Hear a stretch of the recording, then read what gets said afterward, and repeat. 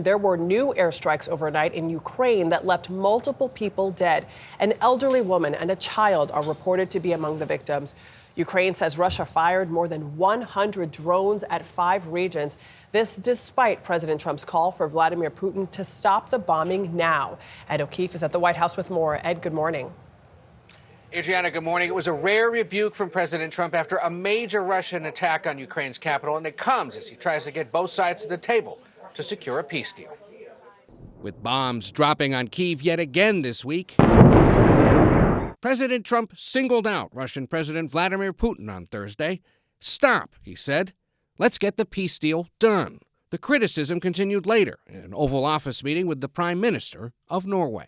I wasn't happy with it, and we're in the midst of talking peace, and missiles were fired, and I was not happy with it. Finally, President Trump is expressing the frustration that he must feel about President Putin.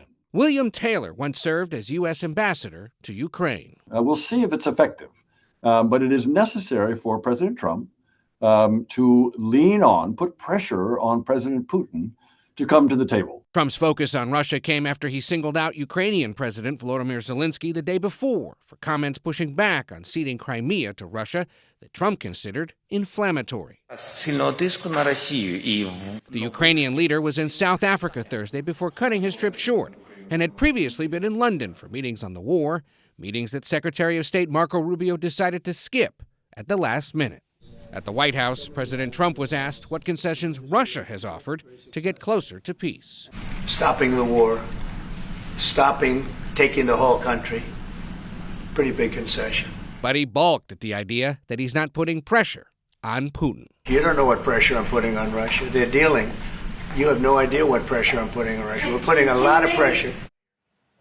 Now, President Trump and Ukrainian President Zelensky are both attending the Pope's funeral this weekend, and Zelensky has said he hopes to meet with Trump in Rome, if possible. Nate? Ed, thank you.